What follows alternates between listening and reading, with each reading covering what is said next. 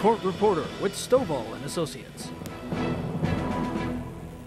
Welcome back to Court Reporter with Stovall Associates. I'm Mike Aglinski. Our second guest tonight is Miss Vicky Parker. She's a town board member, well known around the community. We want to have you on because, one, we haven't spoken to you in a while, so thanks for coming on. It's been a long time. It's been a long time. And then also, you're also seeking to be reelected to your position today. So I am. I'd like to put in another 4 years because there's things left undone.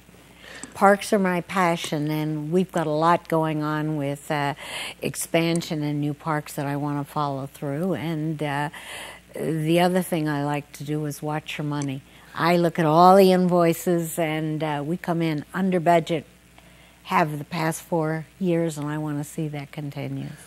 Let me ask you, let's talk first about parks, okay? Yes. As far as parks as a project.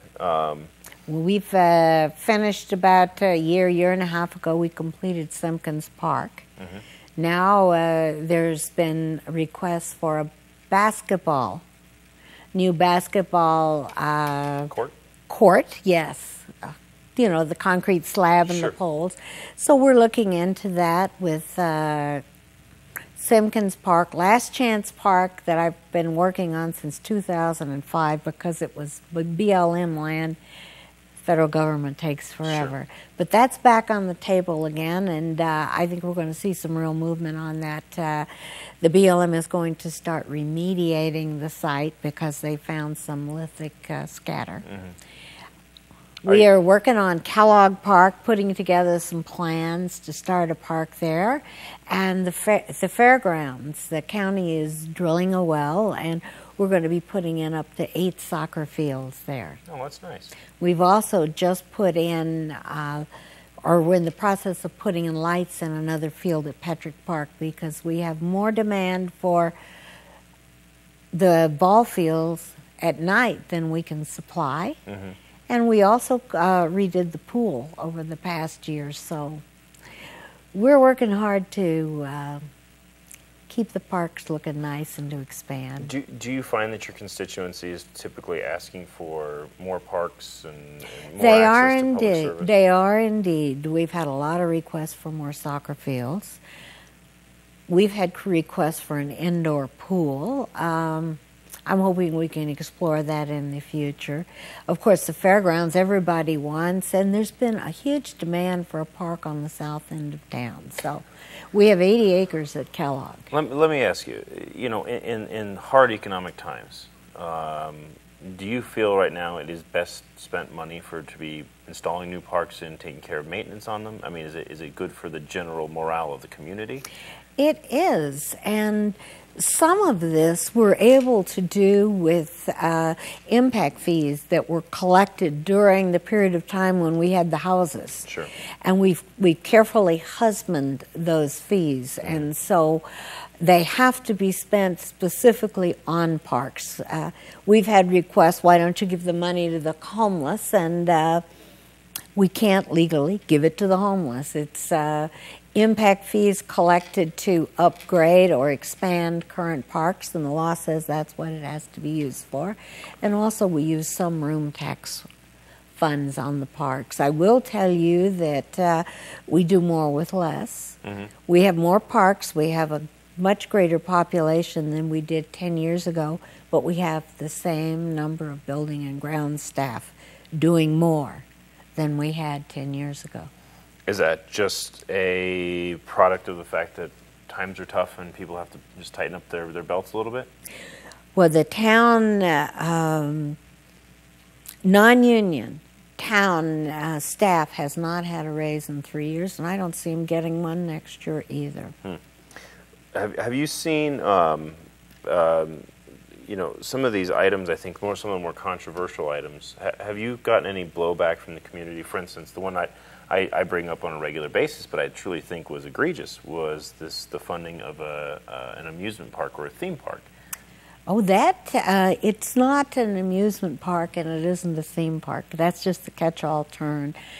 It's basically a destination resort, mm-hmm. and it'll have hotel rooms, which we desperately need.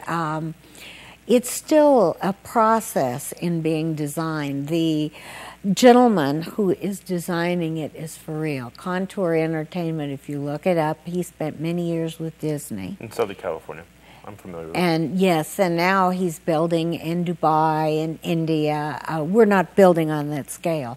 What we're looking for is something to bring more tourism in to Pahrump, because tourism is the engine that drives the economy in Pahrump.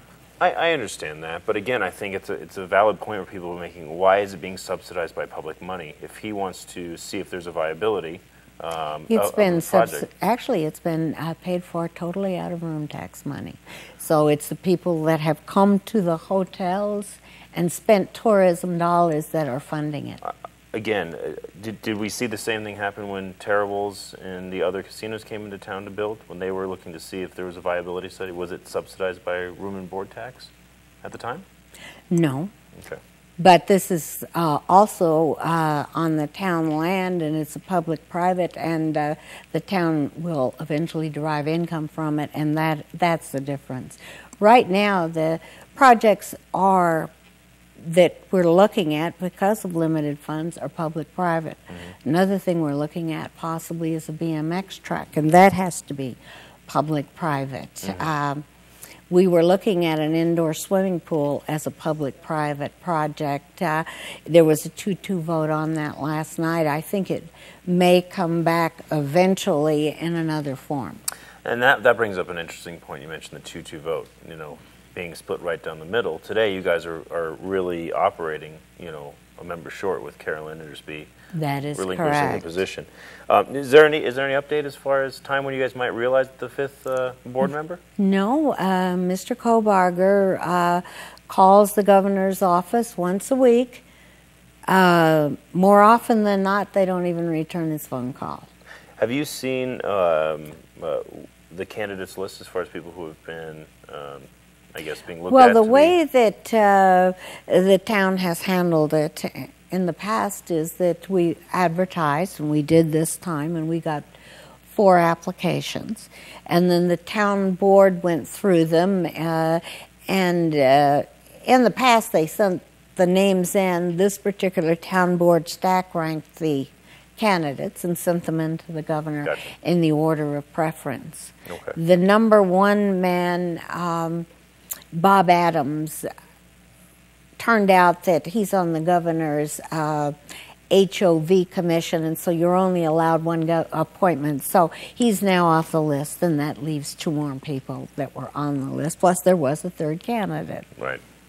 But the governor is free to choose anyone he wishes. Well, hopefully we see it soon, so you guys can be up and fully operational again. Yes. It's difficult this time of year because people become ill, they have vacations, or family members wind up in the hospital, and we're a member short, and it becomes a challenge. Ms. Parker, I really appreciate you being on the show again, and I'm sure we'll have you back. If anybody wants to reach you to talk about your current candidacy, how can they get a hold of you? I'm very easy to find. My phone number is 910-1151. That's my private cell. And my email address is vparker@PahrumpNV.org. I'm easy to find. Thank you so much for being on tonight. Thank you. Thank you for watching Court Reporter with Stovall Associates. We want to thank Mrs. Parker and Mr. Vanderbeek for being on. We'll see you again next Thursday, 5:30, Channel 41. Thanks again. Court Reporter with Stovall Associates.